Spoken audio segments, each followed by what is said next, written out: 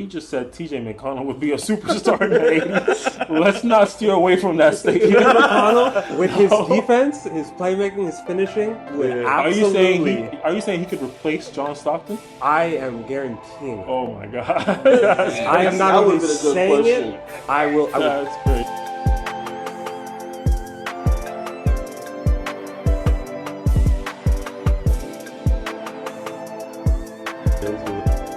All right, ladies and gentlemen, we are back with HoopTalk, the podcast. This is episode 7. Yes, We apologize for the long delay, but we are here at the Camden, downtown Orlando. Shout out my dog, Kiera. Make sure y'all follow her page. She's definitely on that influencer journey. So you guys hit that like, hit that follow on TikTok and Instagram. I'll put it right there on the screen for you guys to follow. And once again, shout out to her, man. As usual, it's your boy, HoopTalk Nas, and I'm joined by the usuals. I got TyDolla. Make him holla. And type shit. Dance will make her dance. At the other end of the couch, I got my man Pluto, Orlando, aka Pluto. And we're ready to get started, man. Once again, we're going to talk some hoops. We're going to check it up like we usually do. And we're going to start with our out of bounds question of the week. Pluto, lead us off. 2-part question because we missed 2 weeks. 2. Those. There you go. The first question is, what are the 3 traits you guys think are the 3 most important traits for a superstar? And the second one is, if you can grab any player that wasn't a superstar. By superstar, I mean like top 3 ever in their career, who wasn't a superstar in one era, and if you dropped him in a different, where would he be? Like, would he be the number 1 superstar? And I know we have Michael Jordans and LeBrons to deal with, but, let's try to keep him out of here. You want to go first? Yes, I will go first. 3 traits. I'll say, what did I say earlier? Public perception matters. Like the media influence, the name, the brand, that matters. You know what I mean? Like the LeBrons with the sneakers and the commercials, and Stephen Curry with the commercials. All that kind of stuff matters. So the public's perception matters, of course. People have to see you as a superstar. It's like, you got to be Hollywood. Even if you're in Indiana, you got to be Hollywood. You know what I mean? Yes, sir.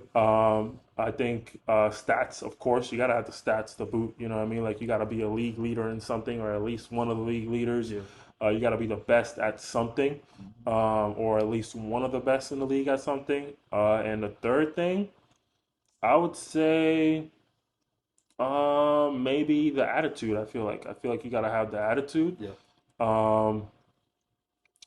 Maybe I think maybe that goes into public perception. So I would say you have to be as close to unstoppable as possible. I think I'll make that my third though. I say you have to be as close to unstoppable as possible. You know what I mean? Like, I think every player that we would consider a superstar is either unstoppable or as close to unstoppable as you can get. So I think you have to be that. The numbers have to match, and then the public perception has to be there. So I think those are my 3 things. If I had to pick someone that is not a superstar that could potentially be a superstar, random, but maybe Ja Morant. I don't think he's at a superstar level just yet. I feel like with his athletic ability, he fits into like the 90s era. I forgot I had to put him into an era. So I would say in the maybe 80s. I would put him in the 80s. I think you put him in the 80s. Yeah. I think you put him in the is everybody. I think you put him in the 80s with his speed, with his athletic ability. He's a little on the skinnier side, which will not work in his favor. Yeah, but everybody used to be swole back then. Yeah, then they used to be pretty rough. But I think he could adapt to that. I don't know if that's allowed in this scenario, but I think he could adapt to that. I think with his athletic ability and he can knock down a shot, I think all that stuff just makes him arguably the best or second and third best point guard of that era, I think, personally. Okay. For me, it's stats with impact specifically. So, like, I don't know if you remember Devin Booker when the Suns weren't that good. People said he had empty numbers. Yeah. I think that's the public perception of him because of that. So I think you have to have some sort of impact on your team.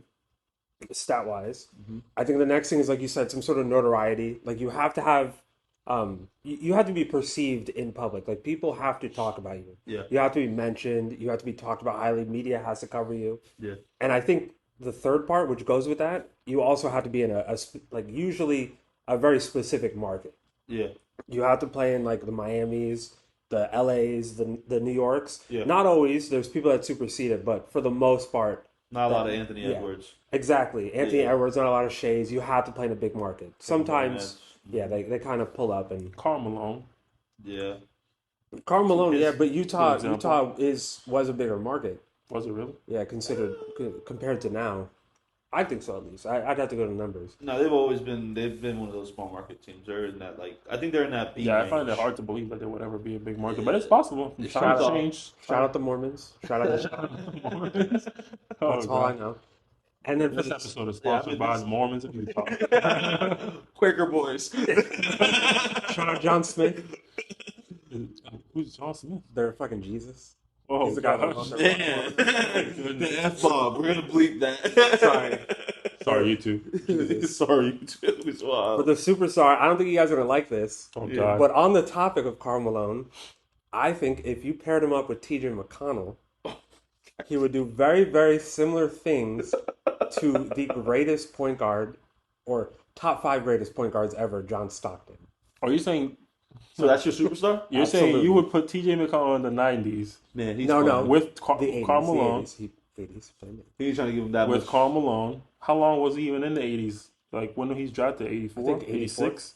84, 80. I guess that's a 84. good Karl enough Malone time. wasn't good until the early 90s. But John Stockton, I'm talking about John Stockton. Listen, he was good we're immediately. changing the Yeah, subject and saving him. He just said TJ McConnell would be a superstar in the 80s. Let's not steer away from that statement. McConnell, with his defense, his playmaking, his finishing, would Yeah. absolutely. Are you saying he could replace John Stockton? I am guaranteeing it. Oh my God. That's, I am not That only would've been a good saying question. it. I would. that's crazy. I would tattoo it. That's So how then, certain are I you am. also saying that vice versa, John Stockton will be reduced to a role player in this generation? No, I don't think TJ McConnell gets the right play style that he deserves. I don't think his coaches allow him to be who he is. Oh, okay. He has no All left right. hand. TJ McConnell does not do the left Neither hand. does Jalen Brown. Yeah, he Yeah. was the Eastern TJ Conference Finals McConnell has a MVP. right hand and he gets 3 steals a game, and that's all he needs. I feel That's like crazy. I like that. I kind of do because I can see it, but I'm gonna just push back a little because I don't know if you ever heard Gary Payne even said like in his words like he could not guard John Stockton because you're not really guarding John Stockton. You can't even guard someone's passes. Has Gary Payton ever guarded TJ But this McConnell? isn't about how good. This isn't about how good John Stockton is. We're talking about TJ McConnell. I'm trying to steer away from that because we keep trying to save this man. John Stockton had both his hands, bro. Yeah, but when has Gary Payton ever in his life guarded TJ McConnell? I think Gary Payne Payne could probably guard him right now. Yeah, Oh, I don't think so. just playing Bro. fucking left. Holiday couldn't guard him right now. Bro. I don't know if you saw his stats in that series. You should probably go back and check. He played very, very well. I'm sure there's not a lot of emphasis in like stopping TJ McConnell though. Like No, when like he goes game to plan. attack. Why would you put effort into stopping someone you can't? Okay. Oh my god. All right, what's yours? What are your 3 things? He was not playing around with that. Okay, so for That's me, crazy. I'm going with superstar traits. I'm going 1 consistency. I think the consistency of showing up there when you Damn, lose. that's a good one. That's a good So, one. yeah, Damn. I had a lot to ponder on. Stretching. Yeah, I'm kind of a deep thinker, guys. So consistency. Another thing is work ethic. I know that can kind of tie in with consistency, but you can be consistently doing something and it never turns out your way, which is called insanity. But work ethic. I think the greatest superstars ever added something to their game every like 2 to 1. Yeah, can we start over? I had bad choices. Sorry, bud. I'm sticking with mine and TJ McConnell. I can draft your players for you, okay? And then the last one, I think we can say leadership, but there's different ways to lead. So having someone who is, I think, a top 3 scorer and also top 3 in like 2 other categories, like 3 categories in general, I think that screams out, you are a superstar. And one person I referenced that I saw become a superstar, because I felt LeBron was kind of already a superstar when he come into the league. So was Michael in a way. So was kind of Kobe. They got that superstar treatment. I think Steph didn't, and then he learned how to become one. The 3 things I saw that he changed was 1, he played a lot more. He was available. Consistency. Another thing was work ethic. He was able to drive to the basket. And the last thing was being able to lead in certain stats. I think he was top 3. He was number 1 in steals, and he was also number 1 in 3-pointers. He also had Number 1 in scoring too. and number 1 in scoring in 1 season. So like when you look at what it takes, he was the first unanimous MVP. So that's why I use him specifically because those 3 things took him from being like a good player to like one of the best players in the NBA, if not probably the best season ever by a player. It's arguable. I Arguably, mean, shooting he's wise. up there as top 2 point guards of all time now. Yeah, you can arguably say he's the best. Arguably, You could. You could. For sure. so you put Magic, and you throw him in I the still got post. Magic over him, but Yeah. that's a discussion for It's not another day. wild to put either one over each Yeah, other. it's though. not. The thing about Magic is you can throw Magic you can run an offense and throw him in the post, and then who's gonna guard Magic? Yeah. So it's a Look at mixed LeBron. match. So it was you Yeah. said consistency, work ethic. What was the third thing? Just Leadership. leaders. Leadership. Being a leader in stats and leadership. Yeah, like being a leader at least three of the three stats in the NBA, not on your team in the NBA. I think that's what makes a superstar. Yeah. Who's your player though? This one's hard for me, even though I came up with it. I think Charles Barkley at one point was, top three. So, but I'm gonna use him. I think He was an MVP, so Yeah. Sorry, guys, but I couldn't really think that deep. But I would go Charles Barkley, and also another one would be Rick Barry. I think Rick Barry would be really nasty because he was able to get to the basket, create his own shot, and shoot. But the reason I picked Charles is because he's got like a Draymond game, and like also like that bruiser get to the basket game. He can create go to the lane. So right now in this NBA, he would be like the perfect four. If you were He'd be a better shooting Zion with a post game. I don't know Rick Barry too well. I'm not gonna lie to you. He averaged 30 a game one year. Yeah. Rick Barry? Rick Barry, or maybe I might be. It was over 20. He played on the Warriors Rick though. Barry. He played on the Warriors and he also played on the Spurs. He has a brother as well. Brent Barry. Yeah. I might be thinking of Brent Barry actually. I do know Brent Barry, yeah. Yeah, Rick Barry was his Yeah, brother. so I'm pretty sure Rick That's Barry. crazy. He averaged 35 points per game. Yeah, no, he was nasty, and he played on the Warriors that year, right? He played on the Warriors, yes. He would be a superstar because he has a market. I guarantee it. Another guy is because now you got to roll it would be Doug Collins. He was before his time, and Jason Kidd. They were before their times, I think. Those are players I think. My honorable Jason Kidd mentions, I was think superstar, Sean though. Kemp would be a monster. He in would this, be in this time. perfect, bro. I in think that he would Dallas, be like a Blake Griffin type, maybe even better. I think Deadlift Shrimp would be phenomenal. Absolutely, I don't know if Superstar would be his peak, but I think he would be. Drazen I think Petrovic. he'll be much better. Yeah. Petrovic would be dope. Yeah. AK-47. I mean, superstar is a tough term to throw, but stars. I think they would be. Yeah, stars I think they would be for stars. I think a lot of guys that were great shooters back then man. and great ball handlers would do very well now. Reggie I feel like Miller. that wasn't really Stojakovic. good I got back one. then. I got one. Michael Redd. Michael Redd, yeah. He was before his time. A lot of the players I'm like Michael Redd was on the verge though. I think injuries slowed him down. Yeah, he was on the Bucks with Ray Allen, right? They were together. Yeah. Or shortly after, around there, Yeah. They were on the team together, I think. He was also on there with Brandon Jennings too. Yeah. He had the Middleton type game. Yeah, he was raw for sure. Yeah. He was also one of the first scoring guards. Yeah. He's one of the first ones that actually was a point guard who scored. Which is crazy, actually. So those are good. You guys let us know in the comment section what are your 3 traits that make a superstar, and then tell us what player would you be able to switch from one generation to the other, and you believe he would turn into a superstar because of the skill sets that he possesses. For sure. But moving on, we got a few hoop topics for the day. A few things have happened since actually, low key, the basketball world has been a little quiet since the last time. I think it's really just been anticipation for this finals matchup, so that's how we're going to cap off the day. But I figured this is a perfect opportunity with not so much happening in the mainstream basketball world. Perfect opportunity to bring in some local basketball stuff. First thing I have on my list, and we'll kind of breeze through a little bit, but the FBA is actually in negotiations to host either the first Game 1 and Game 2 of the FBA Finals in Key West. That is the goal. Wild. I'm definitely going if you get there. That is the goal. If it's not Game 1 and Game 2, then it would be Game 2 and Game 3. It just depends on how everything works out. But all the teams are preparing for it, starting to put their money together. It will have to be a weekend stay, of course. I already hit up my family in Miami. I'll be staying there for a day, then going to Key West, and I have a whole family vacation planned out and everything. So hopefully it does work out, man. It'll be dope. They're going to be doing radio ads, posters everywhere. There's this organization. Wow. I don't recall the specifics of the organization. Probably out. Yeah, because he wants to go with his family. But it was the benefits of the Adidas deal. That is what struck the conversation, and it's going to be dope to see that happen. And it might just be the biggest crowd the FBA has put together in a long, long time. So we'll see how that works out.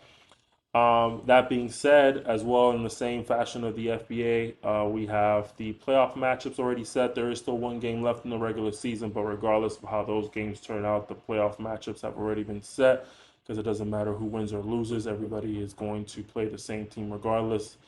And it will be the Winter Park Storm versus the Claremont Crocs in the first round, which is one game elimination.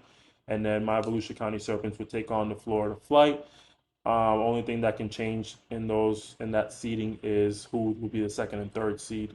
If the Serpents can blow out the Flight, then we would be the second seed, and they would be the third. That's the only thing that could change. If we don't blow them out, and we can, if we win, and we don't blow them out, then we'll be the third seed.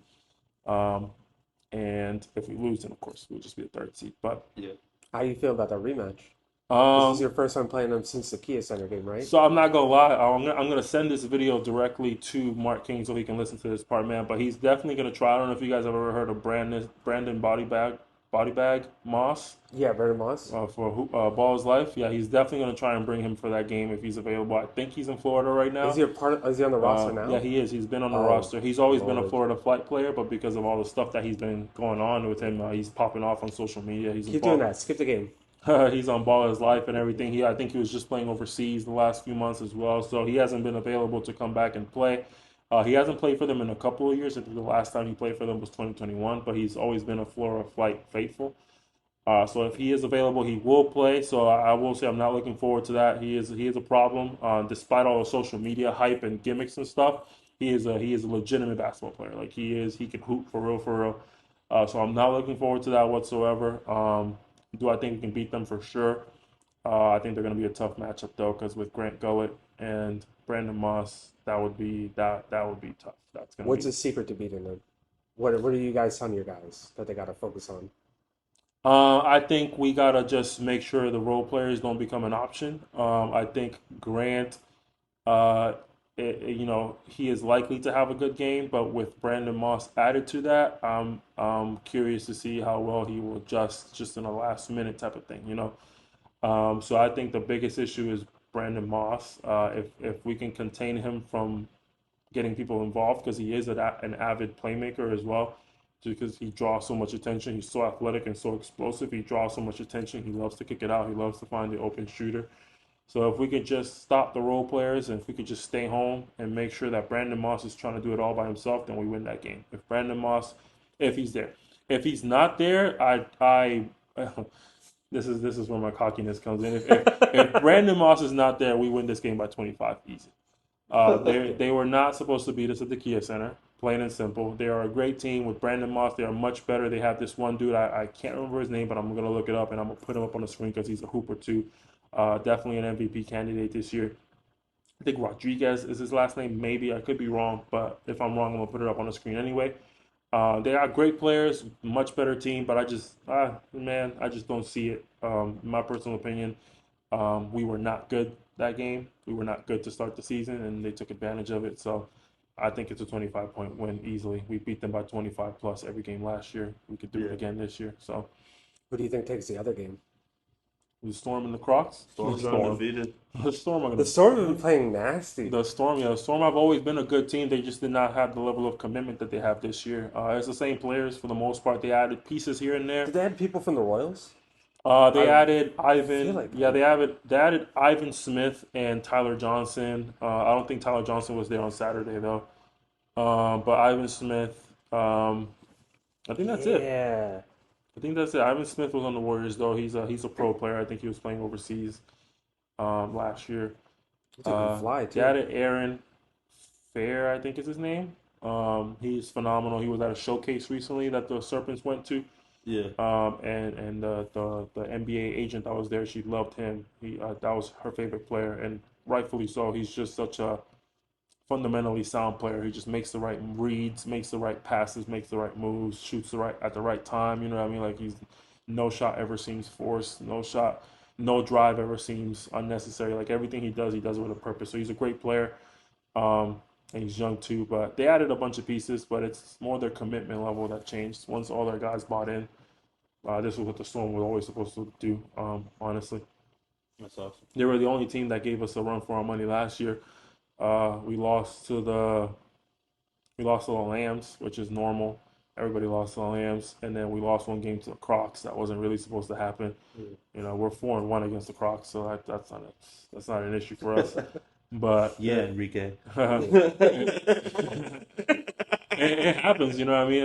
It happens for sure. Yeah. But I think the Storm were the only team that really gave us a run for our money, because we beat the Royals twice last year. We beat the Crocs once, and we lost once. Yeah. We beat the Flight twice last year, and then we lost to the Lambs.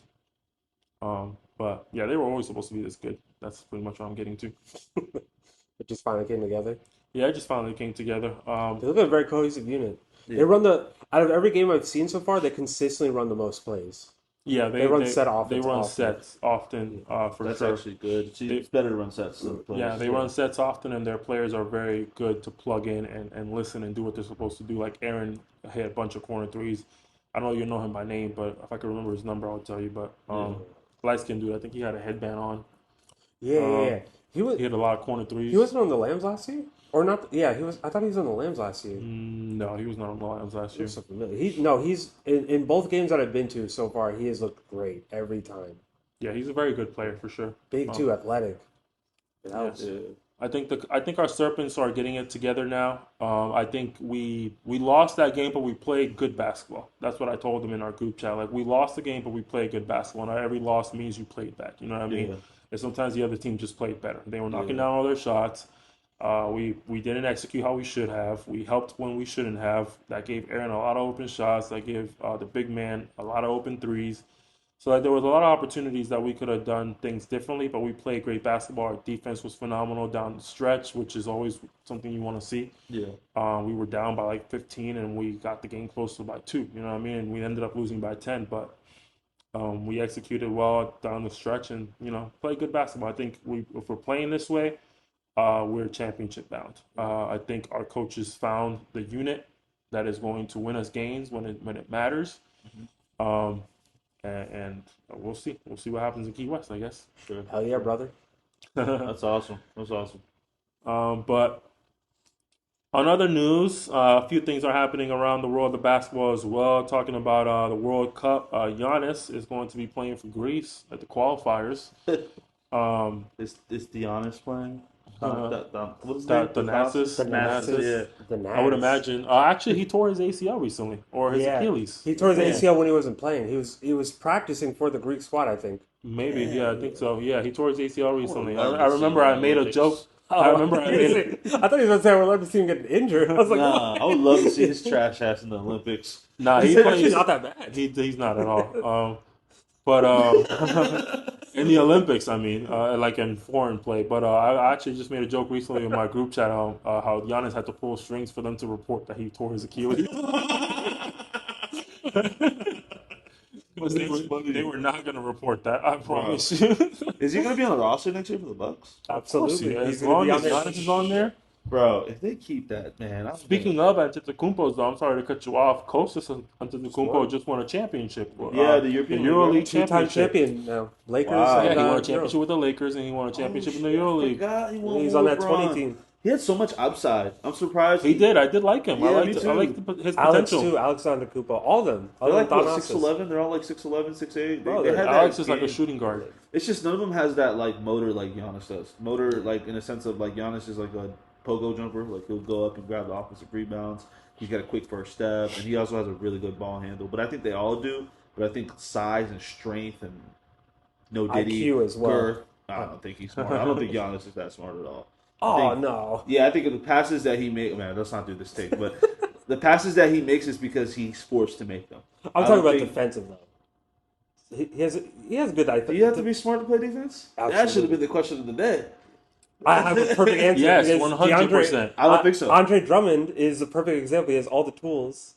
It's Yeah. never worked out defensively. 100%. You don't think you have to be smart to play defense? 100%. You got to. I don't think Dennis Rodman's that smart. I think Dennis Rodman is one of the smartest defenders the league has ever He seen. mastered 2 skills. I think you have to be smart to do that. Rebounding and defense. They go hand in hand. That's how you. No, I don't think so. I- It helps though. When you're talking about defensive trophies, defensive rebounds, it's a defensive stat. Yeah. So they kind of go hand in hand. So I mean, but he was also a good offensive rebounder too. So yeah, I mean, he was just a good rebounder. Period, though. yeah, but no, you definitely need brains to be a good defender because you got to be able to help correctly. You got to be able to understand, what the rotation is. You got to understand what they're So going you think for. Kawhi is smart? 100%. Man, 100%. He's also a really good Kawhi's offensive smart. player. Have you guys seen his offense? It's great. Yeah. He has 3 spots. He hits every single That's game. what Wait, who are we talking about? Wait, who are we talking about? Kawhi. You're saying he's not a smart offensive I player? don't think he's that smart. Oh, I think he is. What? He's not a good passer at all. You don't have to. I Well, don't that think doesn't have to do anything. that's a with his skill. I don't think smarts. that's knowledge. I think that's skill. I think passing is literally hand in hand with IQ. What makes a good No, passer? but there's different levels of smart for every skill that you have. You That's can true. be a smart That's true. defender and you can be a dumb passer. You know what I mean? Like that's True. a possibility. Yeah, that's what I'm saying.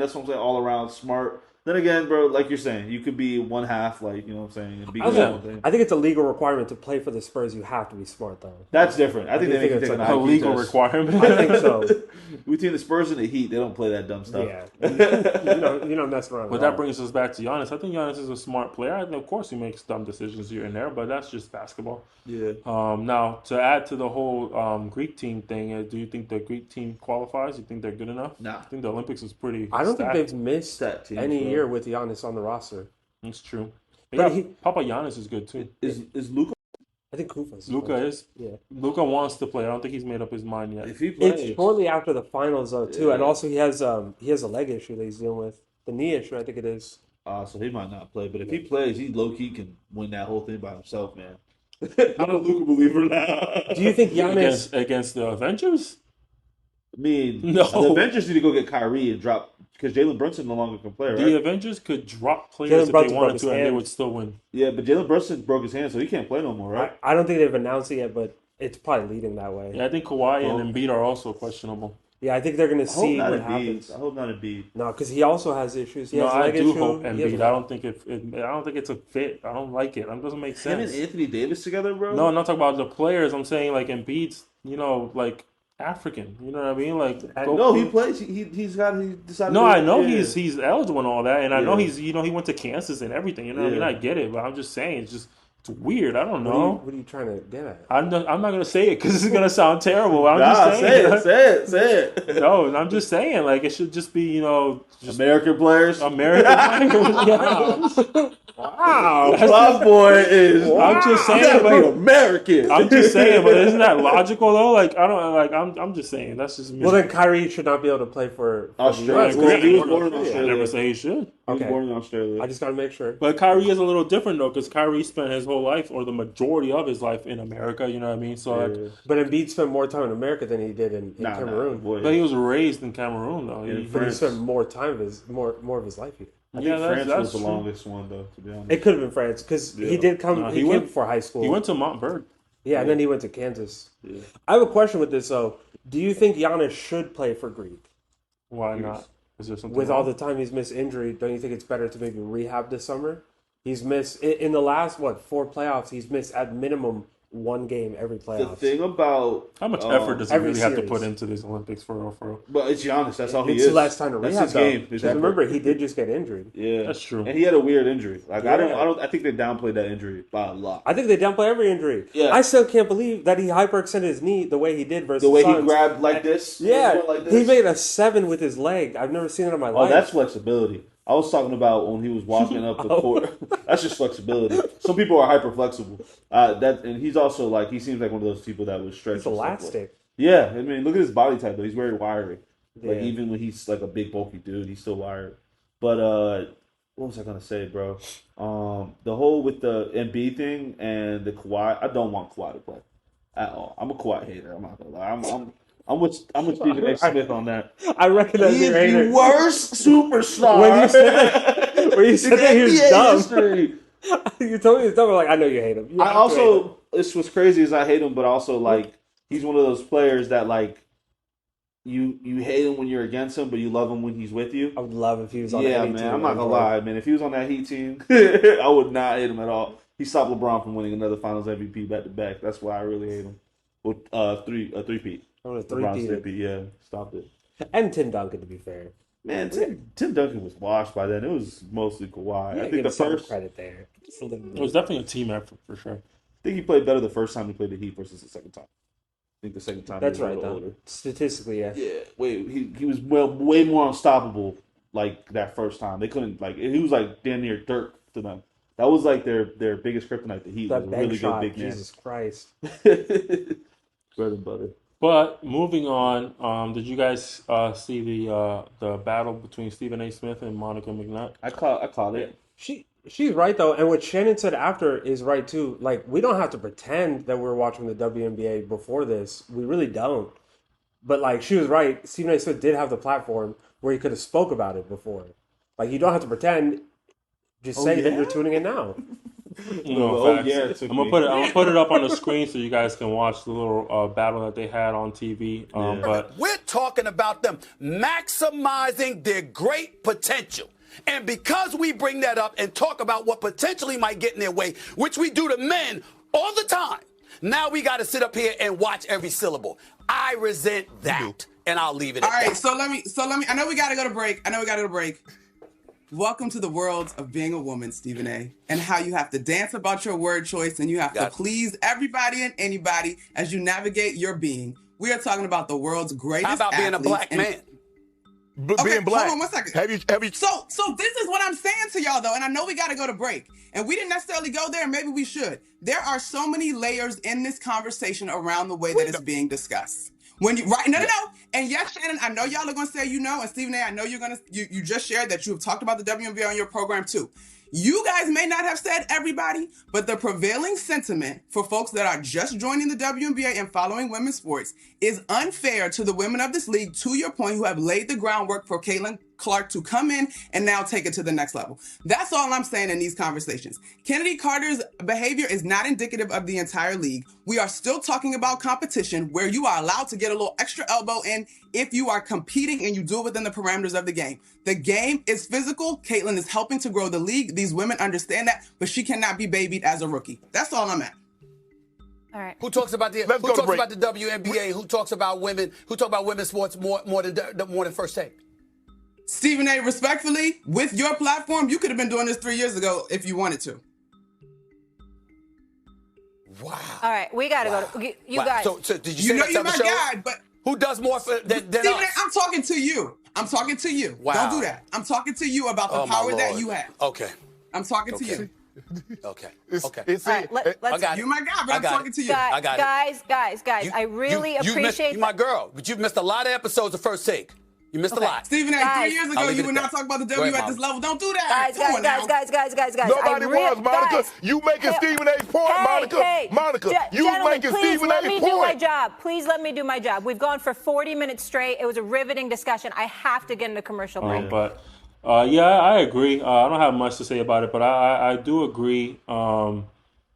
I think Stephen A. definitely does have the platform to address these things. I think a lot of these media outlets have the platform. I just, at the end of the day, it's a ratings game. Yeah. You know what I mean? So, if this topical conversation isn't bringing us the ratings that we want, why are you wasting a segment on it? That's literally what it is. So, go ahead, my bad. No, that's it. I'm just I agree. I agree with both parties. I understand both sides of it, but it's like, let's not act like, anybody wanted to talk about the WNBA. Yeah. Even now, I love the hype behind it, but we're not watching. It's not the easiest, you know what I mean? And that's another topic that I have for today, so I won't dig into it right now. But you can go on. I was going to say, I think Monica McNutt is wrong for the way she went about it.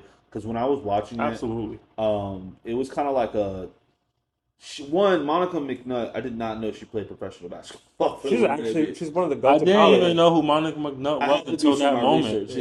No offense, I'm just saying, but it's just a fact. You know what I mean? I'm just saying. He even said it. Maybe if you would show up to work, I was like, oh, he ain't playing. But I was going to say, I think she's wrong for the way she did it because obviously we all know no one was talking about the women NBA until this year. That's not just Stephen A. Smith. That's just because you guys haven't generated. When I say you guys, I'd be feeling bad, but they haven't generated enough media influence for people wanting to watch it. We just saw a Fevers game sold out at 10 a.m. Like, that is something that's possible. That's not because of the players beforehand. That's not because of Lisa Leslie. That's not because of, any great. And that's not to we don't say that about, like, Kareem or Will. We don't shame them. They're GOATs. We know that they're the reason that these players are here. But I just felt like when she shaded Stephen A. Smith, it was more like I'm tired of talking about her. And her stance on it is that she's not getting bullied. But like at the same time, I feel like she's getting bullied, and I also feel like this is the topic because I read the thing. I don't really want to go too deep dive into it, but at the same time, I just feel like there's a lot of like what's the word I want to use? Gatekeeping between like women NBA, and you can see the jealousy, bro. You can see the hate, like and it's not just like from current players; it's also the old players getting on podcasts saying all these things, these negative things, and because that's what the argument was about. Was like we weren't talking about the women NBA, beforehand. And she took it to a point where, like, you weren't even caring about it. But, man, you don't talk about things unless they have a purpose or it has viewers. But I think the issue there, though, Stephen A. Smith was talking like he was talking about this. Yeah. Or it was something that should have been brought up before. He couldn't defend it. But I'm sure there's plenty of segments in the past where he talked about WNBA. It's not like Stephen A. Smith has never in his life mentioned WNBA, you know what I mean? It's just he could have mentioned it more. No, I'm just saying, his issue with... Oh, go ahead. No, go ahead. No, you... I was gonna say on top of that, like he covers girls basketball. Like he's covered girls basketball coaches before.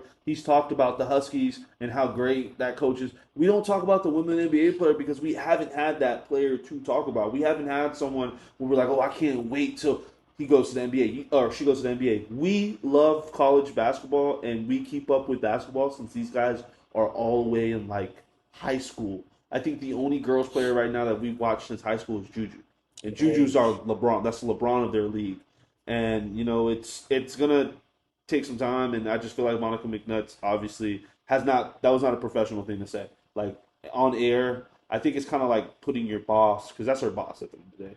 That's putting her boss, like, airing your boss out in a dirty way. Like, you're trying to make it seem like, oh, he never gave a crap about anything. I don't disagree with her take. I think her take was valid because he was talking in a way where he was surprised or he was upset that the WNBA wasn't being talked about as much. And I understand it's he still gets guided on what he should be talking about. Yeah. But the way he's talking now doesn't match how he was talking about them before. He's talking now like he was always an advocate, always a big advocate for the WNBA, where he's not. And people weren't. And it's all right to admit that. Yeah. Just don't pretend like you are. And I think that was her issue. He was pretending like he has always been. Yeah. But he's not. Maybe there's better ways to do it. Maybe not on air and Definitely boss. not on live TV on the biggest sports network ever. Yeah, we can admit it. I watch the WNBA now. I watch a ton of games. I got the League Pass. We have the product on the podcast. Yeah. Bro, the product that they put out still sucks. It's still not good. You see shadows on the court. I'm not watching a 10 a.m. game. Yeah, you have the color commentators. They're talking. They're not giving you anything. They're just the most boring people. The commercials are boring. Yeah. But like, I want to see the product survive, so I watch it, and that's what he's doing now.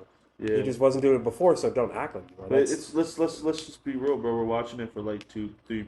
Like we're not even watching. We weren't watching it for Asia. We were watching it because we have this new, like you said, new style of basketball with Angel Reese being like the first, not the first, but a point forward. We don't really see that in women's basketball. And on top of that, now we have Caitlin. That's literally Steph. Like we've never seen a girl play like her. I don't care. People be like Sabrina. Sabrina wasn't like an oversized, like she's an oversized point guard for the women NBA. She's 6'1". She's blocking big men. If you watch her this season, it's like we've never seen something like that. That product we haven't had in the women's NBA. For the longest, we're waiting for. What was that big girl? Brittany Grinder. When she was dunking, we were blown. I think that got us. That got like a little bit of coverage. You know what I'm saying? But like, you can't. That product hasn't, like you said, hasn't been an efficient product or something that you would want to go home to. It's not, like I want to enjoy it, but it is very very hard to enjoy it. YouTube games with better highlighting. That is a good segue to my next topic in regards to Angel Reese. She had mentioned that one of the big reasons we're watching women's basketball now is because of Caitlin, because of her too. And because the word is it's just because of Caitlin, blah blah blah. And I have an opinion, but I'll save my opinion for last because I feel like it's going to be controversial. What do you guys think about that? Is she truly one of the reasons why we're watching women's basketball? I do think people do watch for her. She brings celebrities, absolutely. She has a lot of followers on Instagram, but all of the games that have sold out this season were Indiana Fever games. So when the Indiana Fever played with Chicago, the game sold out. I don't believe, and I checked yesterday, so I may be wrong because I think there's a game tonight or tomorrow. Yeah. No other game has sold out that was not Indiana Fever. Yeah. Even the LA Sparks game So, unfortunately, I think that she's bringing people, but just not to the magnitude of Caitlin Clark. Yeah. And honestly, my take on it, I'm kind of like a devil's advocate with it. I feel like Angel Reese, man, I'm gonna sound mean to this the way I said it. It's like Game of Thrones. Like I don't think she knows this is about the story, not about the character. And we're not watching the woman NBA. Yeah, we're watching it, for Caitlyn and Angel Reese, but really the reason we watch the NBA is because of stories. Like right now, what's the biggest story with the NBA Finals? Kristaps Porzingis being on the Celtics, and now Kyrie being, and they both you said like it gives me goosebumps because that's a story. We haven't had a story like that in a long time. Or Kawhi going to take Toronto the first year he was there all the way to the, you know what I'm saying? And that's a narrative is very important when it's an entertainment product at the end of the day. And I don't think Angel Reese understands her role yet. And she was kind of doing it in college too. She had an issue with understanding who she is. And even at the stats, we take the stats, stats are stats. She's having a better season than her statistically.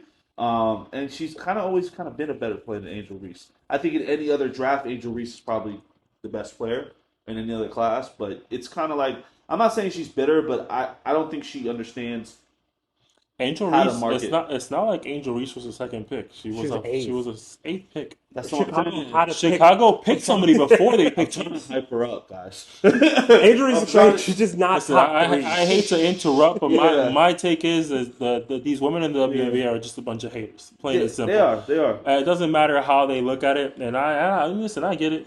Half of them aren't even going to see this.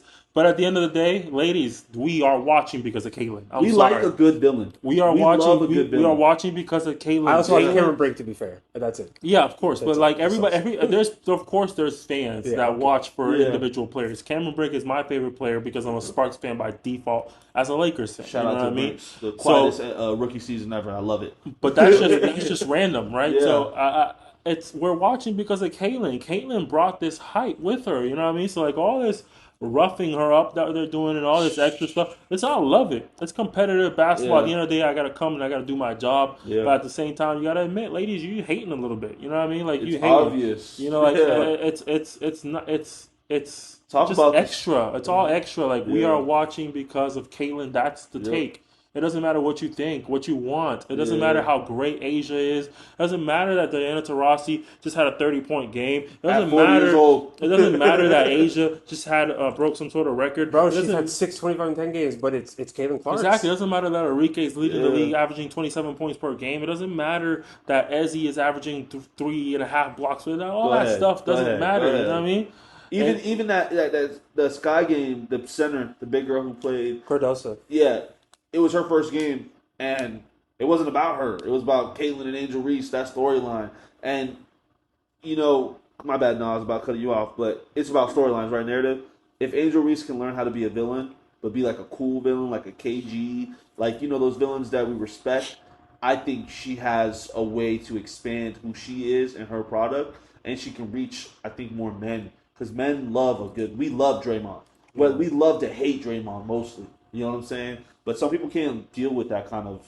I think that's what she's trying to do. I think she's leaning into being the villain. Yeah. I think you need to, because she is very, very, very relevant to this rivalry that they have. On an influencer level. You don't have this level of knowledge about Caitlin Clark. I think without her, I will say that. I just think people are tuning in because of how good Caitlin Clark is. I'm gonna say it. I don't think I know Angel Reese if I don't know Caitlin Clark. I don't know who Angel Reese is without Caitlin Clark. Exactly. I can say I don't know who Caitlin. I can't say I don't know who Caitlin Clark is without Angel Reese. You know what I'm saying? So I think one of them made another one, and I don't think she's the professor. I think she's more of a Frankenstein. I think that's. I like that. Yeah. Caitlin Clark made her. She's gonna. If we have I don't know if I would say that. Not out of my mouth. I'm saying storylines. I'm not saying how good of a player she is. I'm saying more of like the narrative. I think that can sell. Legally, but we are watching because of Caitlyn at the end of the day, and sorry, they just have to accept it. You know what I mean? And listen, do what you got to do, man. Because at the end of the day, these girls are being smart. I'm gonna rough her up because I'm gonna be on the camera. And they're gonna be talking about me for the next 2 weeks. And I'm gonna get a random endorsement deal. Because now I know Candy Carter. I've never heard of her from Icy Hot because I heard her. You know what I mean? Like that's the type of stuff that matters. You know what I mean? So like, listen, do your thing, whatever you gotta do, but at least be honest about it. You know what I mean? Like, listen, just say it out loud. Like, we're not gonna let this little white girl come over and take over. Say that. You know what I mean? Like, stop talking about, oh, we're just doing our job. Or no, just say what you mean. Say what you're trying to do. You're trying to send a message. Do you remember what Pat? No, I'm not gonna say. I'll put it up on the screen. He's an avid Fever fan too. He said something a little inappropriate for our podcast on TV. You know what I like about his thing is like rated R though. Yeah, he takes his shirt off and everything. You know what else? What? He's a WWE announcer. Sorry, really? Keep going. I didn't know that. Another thing that's also dope about all this, like this WNBA hype, it's also seeing like all the stars be at her game. Like that's my thing. Like these people, like Tyrese Halliburton, even though he's from there, but I'm saying like these, like I wouldn't be surprised if we caught LeBron at a Caitlin Clark game this year. Yeah, I'm surprised we haven't. Really, I think he's been busy podcasting, but or even a Sparks game. Yeah, like. He's probably in Mexico right now. Yeah, he's training right now. He already kind of locked in. Cancun on 3. Poor guy. But I think kind of to go back on Nas's point with everything, kind of just end this one. When it comes to what they're doing and how they're going about it is totally wrong. The NBA got bigger once they started embracing these young kids. Once they started teaching these young kids how to save your money, how to be a superstar, how to be a role player. I'm not saying that it's not there, but we're not getting to see that side, and that's the side we like about the NBA. We like rivalries, but we also like to see camaraderie. I feel like at the end of the day, I think when I used to see Kobe lose and still shake people's hands, Michael Jordan lose, still shake people's hands. I notice I don't see that much. I don't have that. At the end of the games, I don't see them really talk to one another either. They go straight to their tunnels. Yeah, it's a very different type of sport. It is, because those are the people who would shake your hand are the same people that will knock you out the air and hurt you and be trying to hurt you. And then right after they apologize, like, "Hey, we're just playing." Yeah, and that's my favorite basketball. I think. Talking about that really quick before we go forward, and it kind of goes on to the Caitlin Clark thing. Yeah. Do you remember Lonzo's rookie year? How many times he getting banged up like this? Patrick Beverly, bro. Yeah. Everyone was attacking him. Do you think Caitlin Clark is on that same level of hype as Lonzo? Lonzo was hype. Lonzo was probably one of the biggest players to come to the NBA next. I think she's bigger than Lonzo was. Bigger? I don't know, 100%. Bro. I watched college basketball again because of Lonzo. Lonzo didn't come to the NBA to change anything. He was just a hype player from college, but he wasn't here to change the game or how the game is played. He was just a really hyped player. Supposed to be a generational talent. Supposed to be Steph Curry with a 40-inch vertical. Okay. I'm not sure. I never heard that one. I heard that a lot. I got Jason Kidd vibes from him. No, Lonzo was never supposed to change the game. He was just a really hyped player and everything, and because of that, he was a superstar in college. He was a big point guard too. So he was Hollywood before. You know what I mean? Hollywood. He was at UCLA. You know what I mean? So like went to the biggest. When he came to the NBA, he came to the Lakers. So all that dragged, and players just had to kind of assert themselves. Too. Played at Chino Hills. Big high school program. Huge high school program. So I think it's the same level of treatment, but I would say Caitlin Clark is definitely a bigger, how can I say, a prospect or game changer than Lonzo was. She's more impactful for her situation. Yeah, she's changing the league. Yeah, like, literally giving these girls. She's flying these girls out. Literally, like true. She's like a rapper. Well, She's like a rapper. She's flying. She's probably richer than most of the girls. There. She is richer than every NBA player in the league right now. She's richer than probably 3 women NBA players put together. $25 million shoe deal already. And she's got money. She's making more money than like some of the 7th best players in the NBA. She's making more money than me. Team. I'll tell you for sure. She's making a lot more money than me. I'm trying to get flew out by a woman NBA player with y'all contracts here, right? Man, the sideline cheering. That's my girl. All right, but moving on from the WNBA topic, a couple side notes of things that have happened or that I've seen. JJ Redick is the front runner for the Lakers job. The more I hear about it, the more I am interested in seeing how it works out. I like it a lot more now. I was not a believer. However, I do like what they are doing around JJ. Well, I don't think they are doing it. I think he's doing the actively looking for a staff that will assist him. My only concern, so I'll say some of the names just for the heck of it. They're interviewing James Borrego for the head coaching job, and the conversation is if he doesn't get the job, they're trying to nab him as an assistant coach because apparently they really liked him. They were impressed by him in the interviews. Jared Dudley, which I don't know what his coaching acumen is. Real but quick, to Nas, I don't mean to cut you off. A lot of those coaches that end up teaching a coach how to coach, Steve Kerr had what's his name, the dude who coaches the Kings now. Mike Woodson. Mike Brown. Mike Brown. Who's Mike Woodson? That is a person. Well, that is a person, right? Coach Woodson was on the staff too. That's actually. I believe it. I don't know where I got that name from, but no. Go ahead. But I think when those coaches don't get the opportunity with the team they want to go and they take that assistant role, they're able to kind of navigate to another head coaching job somewhere and actually like find somewhere and build Bro, look at Coach talent. Bud. Bud came from Pop. That's what I'm saying. Like a lot of the players, a lot of the NBA coaches who get that second chance usually isn't at a head coaching gig. It's going to be an assistant gig. So kind of just going on that point, I think it's smart that they're doing that. They're grabbing a head coach to be an assistant coach because he can give him kind of like a skeleton of this is how you could possibly be successful as a coach. So continue, my bad. They're going for Scott Brooks too. And wow. the rumor is they're trying to make Rondo an assistant coach. That's a super coach. Did you hear about Coach K today? No, Coach K's gonna be helping out JJ Redick. Oh yeah, he's an advisor or whatever. Yeah, he was already an advisor for the Lakers, I believe.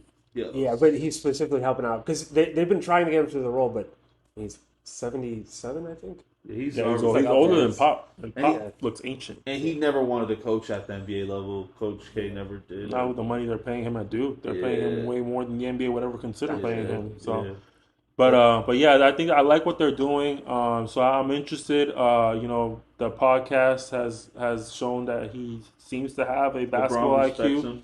I don't know how much of that is scripted and how much of that is genuine. Yeah. Hopefully, it's genuine basketball IQ. And we'll see. My biggest concern is what direction are they going to go? Are they looking to? Do they believe a new coach will use our players in a better way, or do they believe that they need to get a new coach plus upgrade the players that we have? That's what I'm interested in. What are they going to do? I think the upgrade is necessary. I think certain players are not. I just don't think it's a good idea to try them out again. Yeah. I think we can upgrade Cam Reddish. I think we can upgrade Jackson Hayes. I think maybe Jackson Hayes needs a bigger role. I think you bring back Hayes. I think we trade him. He's poor man JaVale McGee, and we saw what he did with that Lakers team. I don't think he's shot blocker. I think his basketball IQ is very low. I don't think he fits a player like LeBron James. JaVale McGee is JaVale McGee seems like a dumb person, but like he plays smart basketball. Ever since the Warriors, because on the Wizards, on the Wizards he was an idiot. He would shoot threes. But ever since the Warriors, he's learned how to play a role and how to do everything the right way. Yeah. So like I don't know. Jackson Hayes just doesn't seem like he's developed enough to contribute to championship basketball. That's just my opinion. I think we can upgrade there. I think we can upgrade Cam Reddish. I think we can trade Rui. It's not needed. It's not needed, but we could trade Rui potentially to nab us a center somewhere. But I think the options are there. I like it more than I used to. I'll say that. My take was different in the past. Yeah. But the more and more I listen to it, the more and more I explore my open-mindedness, it's possible that it might work out. Yeah. We'll see. What would you rate it? From like A to F? From A to F? The higher. It's like a B minus, like. C plus, just because we just don't know. You know what I mean? I need to see the product. Like I'm like with you. I think it's not the same like as Steve Nash, because like Steve Nash was a high IQ player that we are fully aware is one of the biggest brains basketball has ever seen. He would transition seemingly. Yeah, so when you see a player like that being added, you would instantly think that's an A plus. It's got to work out. It's Steve Nash, he's so smart, he's such a great player, you know. Because JJ is not that caliber of a player, you know what I mean? So like, that's usually what does work. The role players, though. Well, yeah, exactly. That's what I was telling somebody. The role players tend to succeed more than the actual star players. So we'll see. But my take on that is like one, like I think with the Lakers, I think the decision they're making is we're going to count on a rookie ex-NBA player. Again, a lot of these players, like Jason Kidd was fed the Bucks position, right? He walked right into it. Steve Nash was fed the Nets position. He would walk right into it. I think what makes JJ Redick a good hire, once he's had 5 interviews with LeBron already. If you watch the podcast. That's. I mean, if you ever want to see how your player interacts with someone, let them start a podcast with a potential coach, and we'll see how it goes. But my last take on it is, with the fit, because I didn't know too much about who he's hiring to work with him, because that's big. having a good staff is big. Yeah. But it's also like what Nas is saying. Like, with a new coach usually comes like a different system, a different way of going about things. It's not a total revamp because they'll take the things that worked. But he's a 3-point shooter. Steve Kerr, another player coach who he has the same path, more like JJ Redick, where he announced, he got to watch it, he got to see how it's all done, and that's the best. They compared him to Pat Riley, but I'll compare him to Steve Kerr, which in his own right is probably a top 5 NBA coach ever now. He deserves to be up there. Yeah. So I think the reason it'll work is because he's kind of taking that same route. Like, he got to watch it, he got to talk about it all the time, and then he has his own endeavors, and he really loves basketball. And as a Lakers fan, LeBron fan mostly, but anybody who loves basketball, I automatically am just like, I've never watched JJ Redick's podcast. I never cared about, even when he was with Stephen A. Smith, I never cared about his takes. Now I literally watch the podcast. I think he's one of the smarter guys. And you never get that, watching him. You don't think he's, I had all these plays ran for me, but he's got like that same type of memory LeBron does, where he can remember it, not like LeBron the first time, but he can be there mind-wise. And I think the last person to really challenge LeBron's mind was Tyronn Lue. And then also, he didn't like Eric Spoelstra, but Eric Spoelstra. So, like I said, it all depends on how they go about it. But yeah, I think it could be a good fit. It has all the makings of being a great fit if they do get those hires as well. It has all the makings of being a great fit or a disaster. A devil's advocate. And I can almost guarantee you that this offseason they trade the rest of the Lakers' future away to fill in the rest of the holes. And hope not. They're going to have to be paying, 3 coaches next year if this doesn't work out again. Yeah. Oh, rumor mill real quick. Clint Capella has been a very big player they want to try to get. Bad idea. Look how many games he's played in the last 4 seasons. Yeah. I'm saying too, but he fits, like AD wants to go back to the 4. Yeah, he fits, but he has to play. That's the issue. Yeah, exactly. That's where it gets scary. I think we pursue Nicholas Claxton. I think I like that, but because he's a restricted free agent, that'll be difficult. But throw some dollars on him. Yeah, overall, I like the JJ hiring more just because if he's interviewing, you know what I mean? Like you said, he's not walking into the position, so there's something he's doing to convince them, you know what I mean? Like, and I'm curious to know what that is, you know what I mean?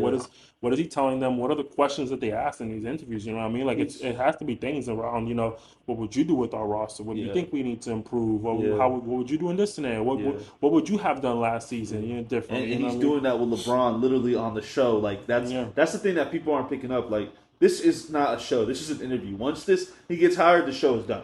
What happens if he gets hired?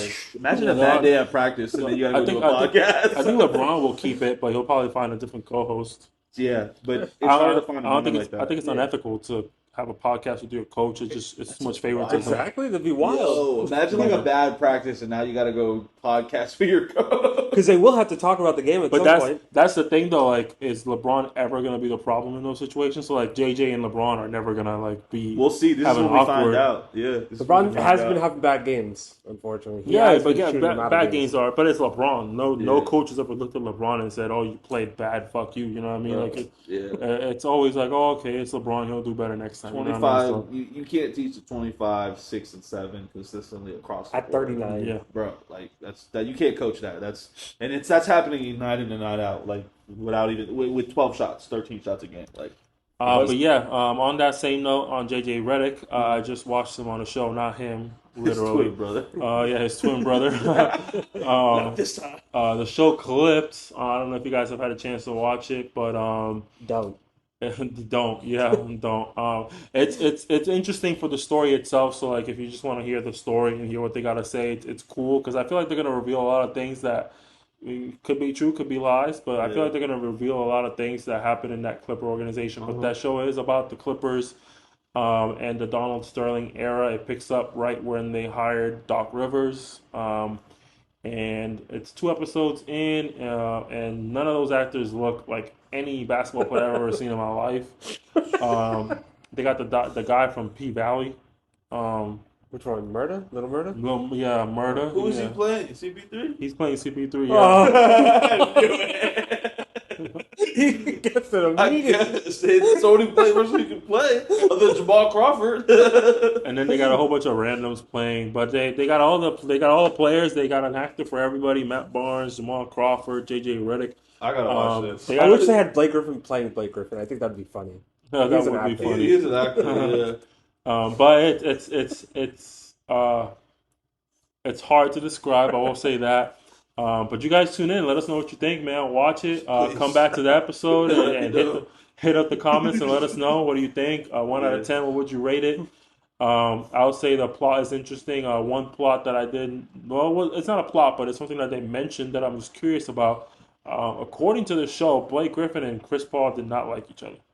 I also did not realize, or I did realize, but I didn't remember, that Doc Rivers wasn't even their first coach during the Lob City era. I completely forgot that. I only attribute it was Vinny Del Negro. That guy. Yeah. I only attribute Lob City to Doc Rivers for some reason. I realized he was there for like 2 years. He also coached the Bulls too. He coached the Bulls before they got D Rose. I don't know if you guys remember that. Del Negro or he coached the Bulls, yeah. Vinny Del Negro, yeah. I thought you were talking about Doc Rivers. I was like, what?